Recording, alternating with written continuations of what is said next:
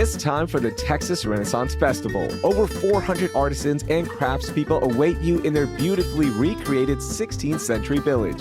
Enjoy a worldwide menu featuring savory dishes, tasty sweets, and a variety of drinks. Revel in the finest musicians, entertainers, and nightly fireworks. Stay the weekend with their Stay and Play Pass. Open weekends and Thanksgiving Friday from October 11th through November 30th. Get tickets and more at texrenfest.com. Family merriment awaits. Huzzah!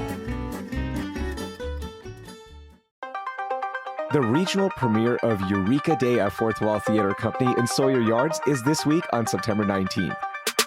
This ultra-relevant, hilarious play about debate, agreement, and finding consensus in today's world is a must-see, especially in the Fourth Wall Theater Company's intimate 100-seat black box. The play won big on Broadway this year with the 2025 Tony Award for Best Revival. Tickets start at just $39, plus the theater offers pay-what-you-will nights and other discounts. Check out fourthwalltheaterco.com to get your tickets today. That's the number 4, walltheaterco.com.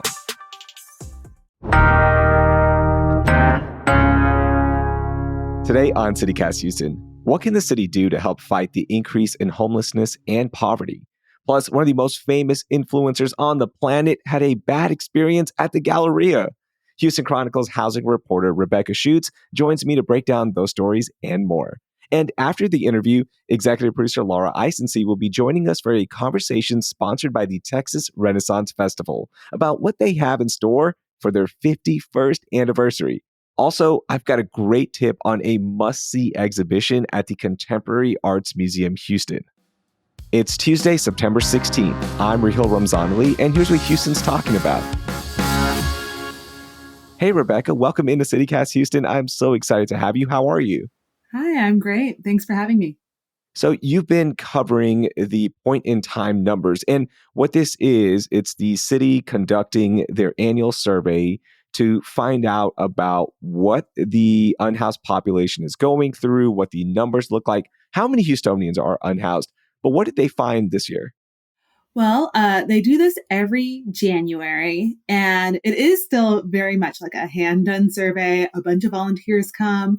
They have a map of the city. They're all assigned different little areas, and they set out looking for people. And when they find an individual, they ask, hey, where were you sleeping on the night of January 27th? And if the person was sleeping on a sidewalk or in a tent or in a shelter, those things count as homeless in the survey. If they were saying maybe they scrapped together enough money for a hotel for that night, well, then they wouldn't be counted in the count.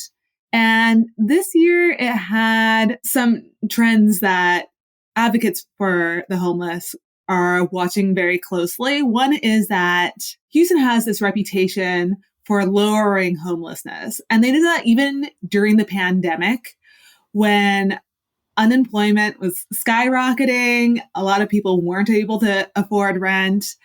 And the reason why leaders say that they were able to lower homelessness during that time when it was skyrocketing in other cities was because they used the federal funding to quickly move people into housing. So they were able to just rent from apartments. Remember, back then, landlords were having a hard time finding people who wanted to live in apartments. So there were vacancies. They were paying for people to move into apartments. And the homeless population in Houston actually lowered during the pandemic. If you look from 2020 to 2022, there was a 21% drop in homelessness. Oh, wow. And what this January's data showed is we've lost some of that ground. So since 2022 year to January 2025, it's increased by 6%. So we've lost some of that ground. And I spoke with Kelly Young, who is the director of the Coalition for the Homeless in Houston and Harris County. And she was talking about how basically this flood of national funds, all these COVID emergency funds, have run out. And there's been this real scramble for trying to find funds to replace it. And that's the same thing that we took away with our conversation with director Mike Nichols Yes. about what they're going through right now. And he's a housing director. So he basically told us, like, look, all these emergency funds are running out. And yes, we've done a good job of helping our unhoused population here in the city of Houston, but we need money. And we have lofty goals, right? There's a $70 million plan that Mayor Whitmire unveiled, and they're finding these funds from different government entities, but they need money, private money, donations. There is just a lack of funding for this right now. Yeah. And Mike used to be the head of the Coalition for the Homeless. So he was there during the Yeah. pandemic. He's very acquainted with this issue. And I'll say they don't just need 70 million, they need 70 million a year. Oh, yeah, you're right. Yeah, that's right. That's the Mm-hmm. annual fund for Mm-hmm. this program. And that's in addition to the national funding that Hmm. we get from HUD. So the U.S. Department of Housing and Urban Development has money that it channels to different places. They're the ones that came up with the methodology for the point in time count.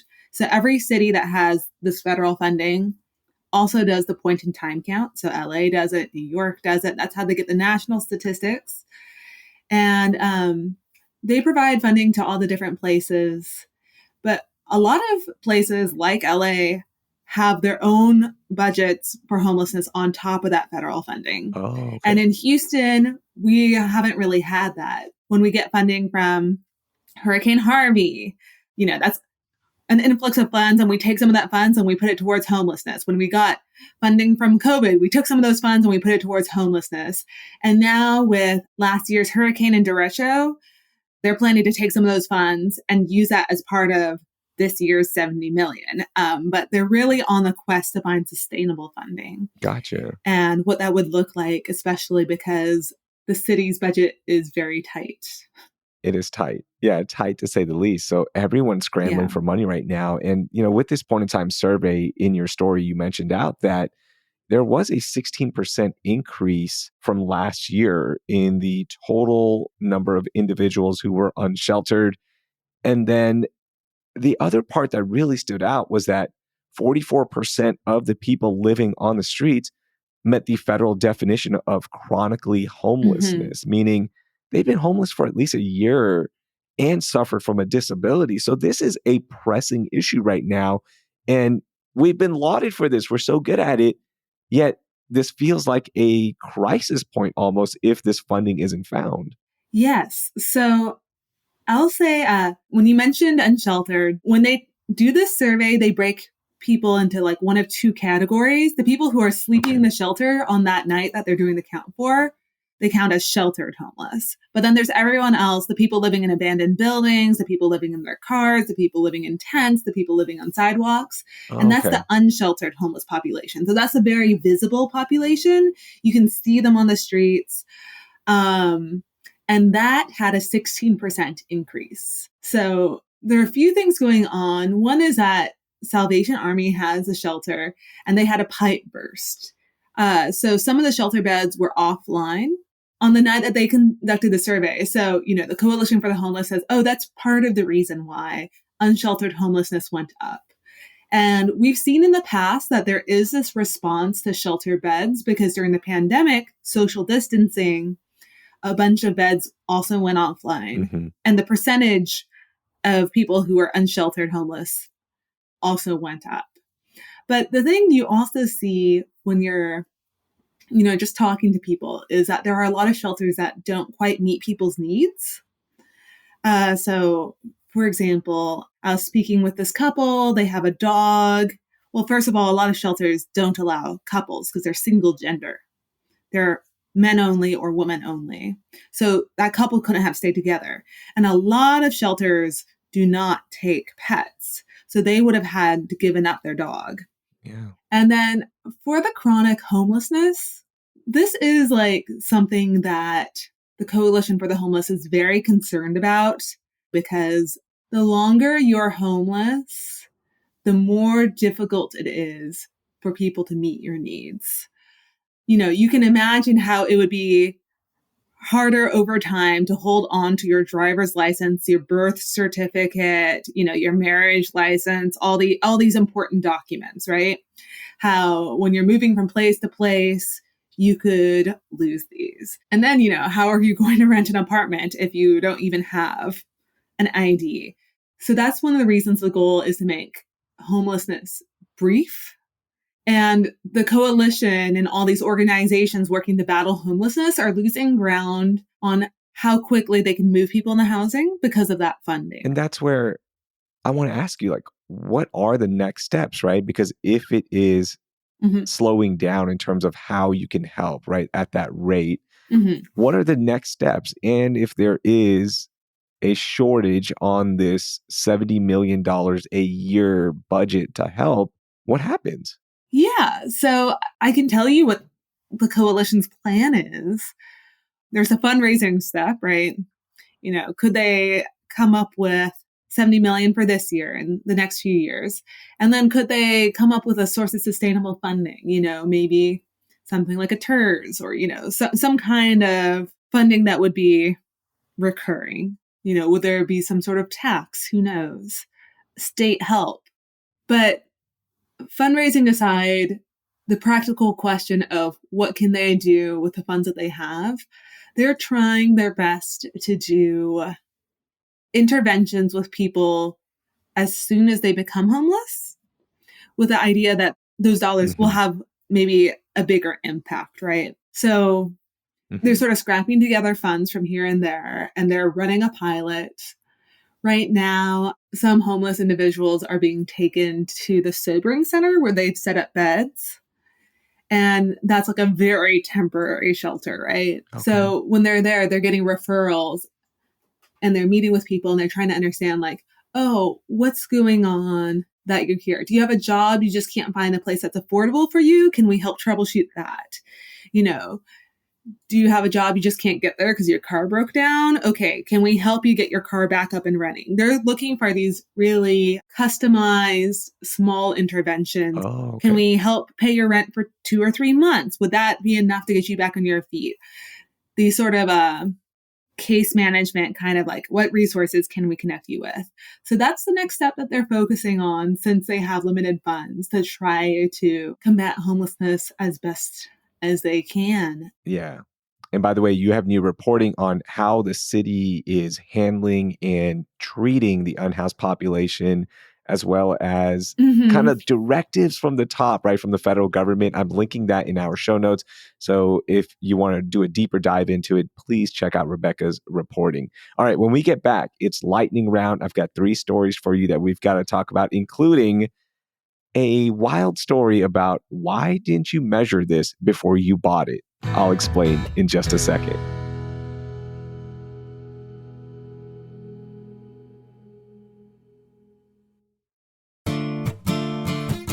Hey y'all, I want to tell you about the newest exhibition at the Holocaust Museum Houston. It's called Growing Up Jewish: Art and Storytelling, and it starts September 19th. It explores the key people, experiences, and community that shaped artist Jacqueline Cott Wall. The exhibit is a really interesting combination of paintings plus the artist's own narration. So you can see playful images of Jewish holidays, milestones, and so many other experiences, and read the artist's written reflections about being Jewish, from her grandmother's kitchen at Passover to summer camp.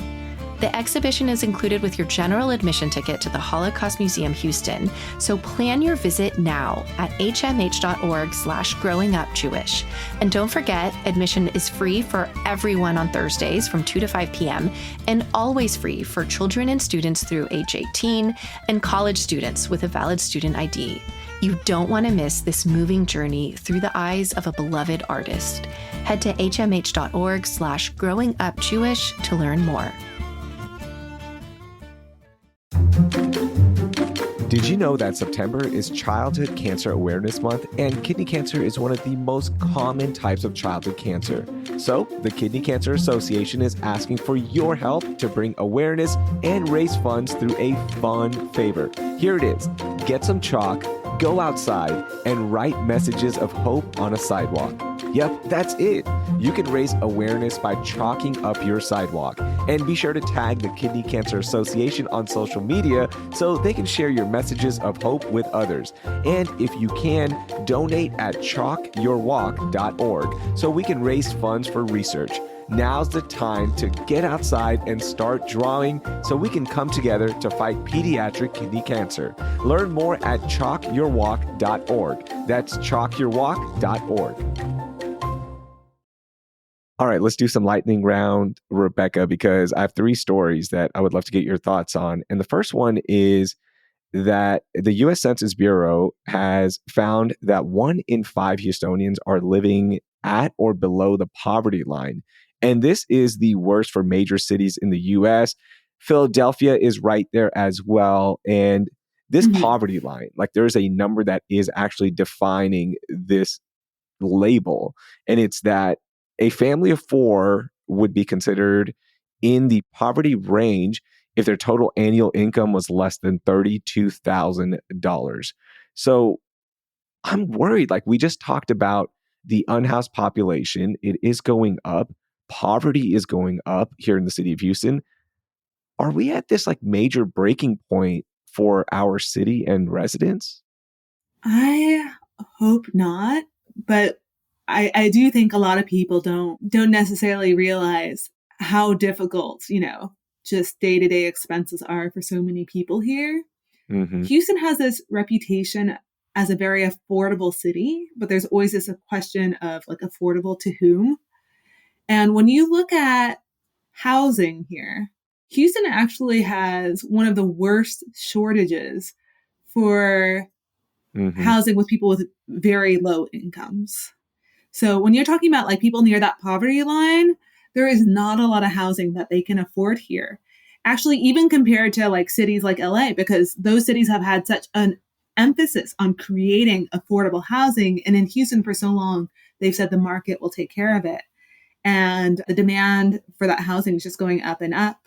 We have a huge number of people in eviction court every day, which shows that even if not all of those people count as homeless in this homeless survey, a lot of them count as homeless by other definitions, right? I do think it is something to be concerned about. Yeah, and especially as we've talked about in this episode already, there is a need for funding for so many programs. The budget is tight for the city. The budget is tight for the county, Harris County here. So what do we do? Like, this is so hard. Like, what can be done to help residents? And this is a major story to watch out for as we wrap up the year and figure out for the next few years as well, because this won't be solved in a year or so. This is something that the city has to focus on for the upcoming 3-5 years, even. I don't know. But this is something that is definitely top of mind right now for a lot of residents. There are some interesting things being done. I know this is a lightning round, so won't get too far into it, but there are these incentives. For example, like the government can take an apartment off the tax rolls. That saves that apartment complex $1 million a year in property taxes. And they could say in exchange, you need to make this much housing for very low income people. You saved $1 million. How about we see $750,000 in savings for people who could not afford housing otherwise? There's also the Community Land Trust, which they help homeowners or people who want to be homeowners afford it because they will, again, put the land in a trust. So you only own the building. You no longer have to pay taxes on the land. And that home becomes affordable in perpetuity. Oh, so it helps again. When you sell it, it's affordable to the next person, to the next person, to the next person. Each home that joins the trust actually expands the pool of affordable housing, which is a little bit different than like maybe giving someone down payment assistance, which is one time that one homeowner gets affordable housing. So there's a few interesting things that could be done on the horizon. Yeah, that's definitely interesting. So we'll watch out for those. And here's the second story. When the government is spending money, maybe they spend it wisely, because the city's fire department purchased a new state-of-the-art fire truck that cost $1 million. Okay, Rebecca? Uh-huh. Only to find out that it doesn't fit inside the fire station that ordered it. And Oh my that is gosh. Fire Station 61. Because of size issues, this brand new fire truck is just sitting there not being used because they can't fit it. What? So it's going to cost a lot more than $1 million by the time they get at a place to park. Well, that would cost me sleep for sure. Yeah. How about that? That is wild to me. And Fire Chief Thomas Munoz has talked about this and said that they are working with the city right now to widen the bay that the fire truck goes into. So yeah, it's $1 million for this truck. It's like $1 million to $1.5 million, honestly. And then the construction cost to repair or to widen these bays is going to be even more. And there's no cost provided on how much it's going to be to widen this fire station. How about we measure the fire truck before ordering this? Can we just do the most basic thing like, hey, this isn't going to fit? Yeah, it's so crazy. I'm wondering, like, I'm just trying to picture it driving down Houston streets. You know, I guess it'll be like one of those cars with the swingers, you know, just like as wide as possible. Yeah. Yeah. That's a good point. Did they put swangas on the fire truck? That's why I can't go in. Okay, my last story here for you is if you've been outside, you've probably seen Lovebugs. Okay, what is that? No. You know what they are. It's just little black flies and they're just like conjoined. Oh. And I don't know if it's hitting you, but I definitely see them everywhere right now. Wait, so is this a specific kind of fly or is this just when they are in the act? What are we talking about? So yeah, Rebecca, they are in the act when you see them, you know, conjoined and flying together. Yeah, they are mating in flight. That is, hey man, you gotta do what you gotta do. But yeah, that's why they're called love bugs, because they are in the act. Okay, a bug's life is not so bad. Yeah, and that's why there's so many of them. You always see them conjoined. But yeah, they're everywhere right now. And it's happening more towards the coast in Bolivar, Galveston, because it's been raining there a little bit more. There's pictures that I'm linking in our show notes in the story, and they are everywhere. And I've seen them around my house as well, but not to the level that they're experiencing more towards the coast. I mean, docks and patios are just covered. It's bugs everywhere. And it will ramp up here in the city as well. So interesting. Well, at least someone loves this Houston weather. All right, Rebecca, when we get back, it's time for Only in H-Town. And this one I have a lot of thoughts on because it involves the Galleria.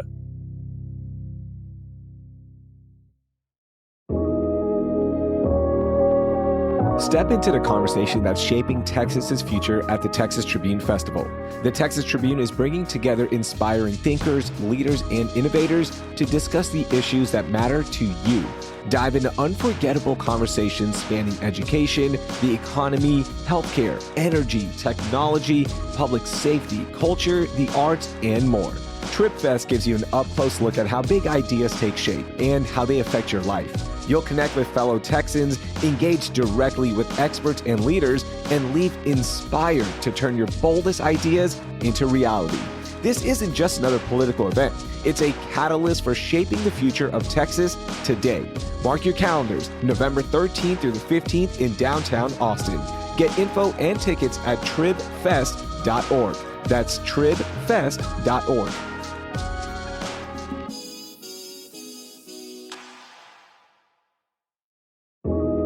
For me, evenings are a blur. Between dropping off my daughter to her various activities and squeezing in a pickleball session, for me, it's nonstop. And I'll just be honest, with all that running around, I do get hungry, and I'm usually thinking about picking up fast food, and I don't want that. So, you know what I'm doing now? I'm grabbing my Huel Black Edition powder, spelled Huel. Their Black Edition powder is a complete meal that I just shake up and get 40 grams of plant-based protein and 27 essential vitamins and minerals at just $3 per meal. And just when you thought Huel had everything covered, they just dropped a first-of-its-kind Super Greens drink in a can. It's called the Huel Daily Greens Ready to Drink. Forget powders, forget pills. This is your daily greens with a sparkling and refreshing twist, and ready whenever you are. Try Huel with 15% off for new customers today using my code Houston at HUEL.com/Houston. That's Huel.com/Houston. Fuel your best performance with Huel today.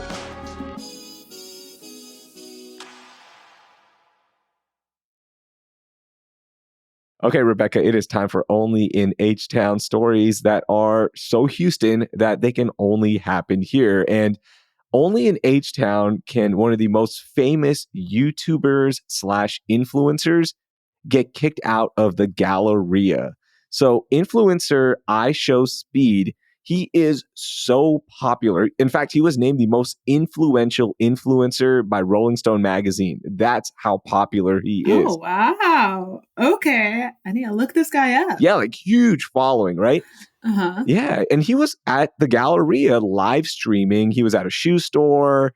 He went onto the ice skating rink as well, but security came and kicked him out and said, "You are banned from the Galleria forever." What did he do? Nothing. Like, I think just live streaming, because that is what got him kicked out. I guess they don't allow this. I've been kicked out of the Galleria before for trying to film content when I was working in radio. And as soon as you walk in with the camera, their security is on top of it. But I can tell you this, there are global brands that are trying to work with iShowSpeed. He has a huge following, right? I think the Galleria made a mistake here. You let iShowSpeed broadcast, live stream, make content. This is a positive for your brand. And here they are, and they're just like, nope, we're good. Get out of here. Yeah, I'm just so curious. It seems like they have just like a ban on content creation. Is that what I'm hearing? Maybe? Like, I guess, yeah. Like unapproved recordings are not allowed, but you make an exception here. Yeah. I wonder like where the line should be, because like maybe if they didn't have it, people would be trying to like do photo shoots for the quinceañeras or something, you know? And maybe, Fair. I'd be very curious. Someone should do an interview with them. Man. And he actually went to a hotspot for photo shoots, because anytime you go to the water wall, you'll see prom dates, taking pictures, you know, homecoming pictures, quinceañeras. They aren't anti-content creation there. No, the water wall is like, take your pictures, as many as you want. The last time we went, it was packed with high schoolers taking pictures, content creators there. Like, they don't care at the water wall. And that's where he went. And he started live streaming from the water wall as well. But the Galleria has had some bad press lately, right? There was a shooting there where a guy just opened fire in the parking lot. There was a guy who stole some sunglasses and jumped off from the second story onto the ice rink, broke his legs. Ooh. You want free good press, and this was free good press. Galleria, what are you doing? Come on. You've got to let one of the most popular people in the influence and YouTube space live stream and get you good publicity. And there were crowds. I mean, teenagers love this kid. Everyone loves him, it seems like, because he has such a big following. But yeah, big mistake here, in my opinion. Oh, too bad. I mean, did he live stream the getting kicked out? You know, I'm not sure. I got to go back and watch it. I just saw the story from chron.com. And if you want to see it, I'm linking that in our show notes, along with all of the stories we talked about today. So please check it out. Another thing that you have to check out is Out of Stock. This is the teen created exhibition at the Contemporary Arts Museum Houston, where 32 Houston area teens examined themes of consumption and consumerism. It is fantastic. I had a chance to go check it out when it first opened, but you need to go right now because, again, it is in the final weeks of the showing. Plus, there are some cool things going on right now where college students are invited to the museum for college night on Thursday, September 18th. And this is specifically for college-age students to meet across different universities at the museum. There's going to be live music by Ice House Radio. There's going to be art making activities, free food and drinks, and so much more. So if you know a college student here in the city of Houston, tell them to check out the college night on September 18th at the Contemporary Arts Museum Houston. And for more information, check out camh.org. Rebecca, thank you so much for joining me. I can't wait to have you back on. Thanks for having me. That was Rebecca Schuetz. She covers all things related to housing at the Houston Chronicle. Her stories and the other ones we talked about today are linked in our show notes, plus a link on how you can become a CityCast Houston neighbor for just $10 a month. This way, you can help us keep making the show you love by becoming a neighbor. Want more Houston news? Subscribe to our daily newsletter, Hey Houston, at houston.citycast.fm. And please share this episode with your favorite group chat. Thanks. And listeners, don't go anywhere. In just a second, we've got a segment sponsored by the Texas Renaissance Festival. Executive producer Laura Isensee is chatting with royalty, the king of the festival. Hey, I'm executive producer Laura Isensee here with the king of the Texas Renaissance Festival. Welcome in, Your Highness. Well, thank you, Lady Laura. It's certainly a pleasure to be here with you and all your watchers here on CityCast. I can't wait to talk with you. Well, Your Majesty, the Texas Renaissance Festival has so many themed weekends. What makes them special for guests? Well, I think guests like our themed weekends because it gives them the opportunity to play at different things. They can join us for our Oktoberfest, which is the weekend that we open up with, and they can put on their lederhosen, and we have a large crowd that loves to come out here. I suppose some of them celebrating their German roots, other people just enjoying the idea of their own Oktoberfest here at the Texas Renaissance Festival, and I think it just gives everybody something else to think about and enjoy while they're here. And one thing that I enjoy so much at the festival are the performers. And there are over 400 performers and artisans. What's one experience that you, as king, think it really brings the festival to life? That covers so much because you're indeed right. There's so many artisans, and I love our artisans and vendors. So many of them make their own crafts, and I think that that's a very unique, especially in our times now, for people spending time creating something with their own hands that they've thought of out of their head and putting it together. I find that to be extremely important. I think the performers bring a new type of entertainment, a live entertainment, something that's shaped by the environment and the moment, because you never know what's going to happen. So all of our performers, whether they're on stage or our street performers on the street or walking with me, we're always ready to greet and play with our guests and ready for whatever might happen. Your Royal Highness, festival fare is legendary, from turkey legs to kettle corn, and there are so many themed eating contests. What food or contest do you think captures the spirit of the kingdom the best? Probably the turkey leg eating one is a very good one, but I must say we also have a haggis eating contest, and that certainly does reflect the Renaissance, especially if you're Scottish.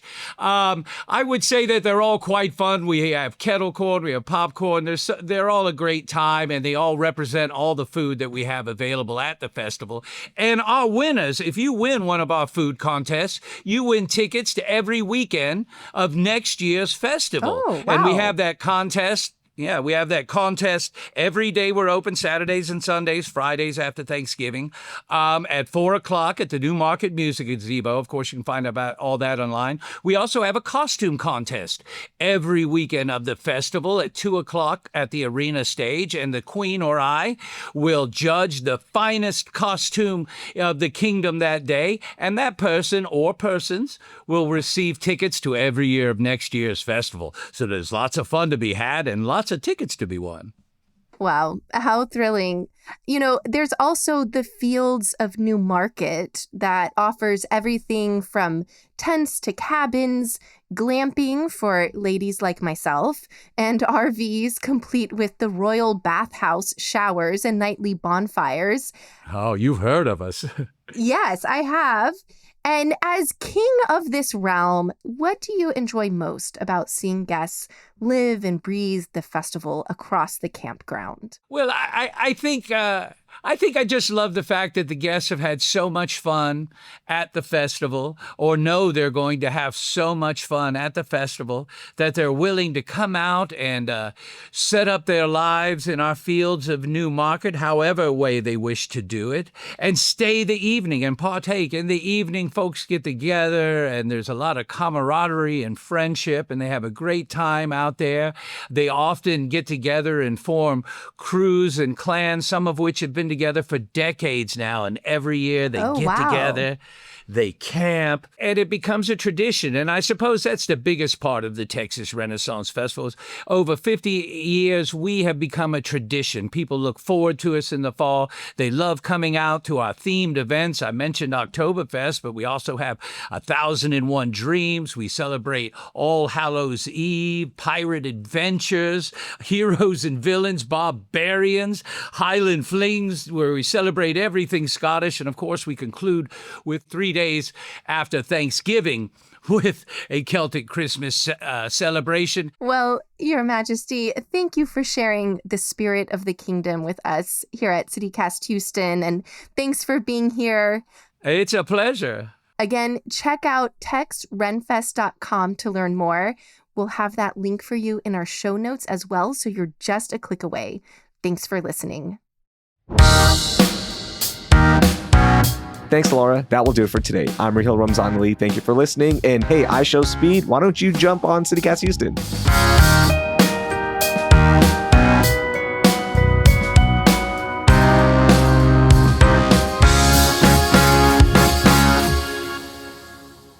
Today on CityCast Houston.